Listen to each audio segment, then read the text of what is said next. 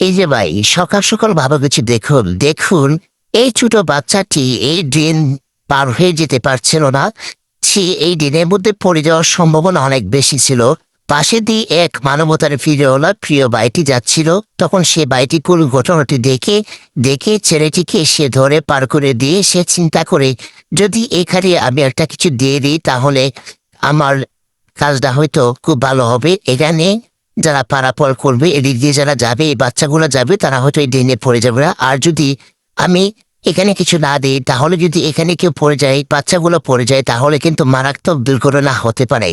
এই সব চিন্তা করে এই ভাইটি দেখুন তার বাইক নিয়ে বেরিয়ে পড়ে এখানে কিছু একটা দিবে বলে।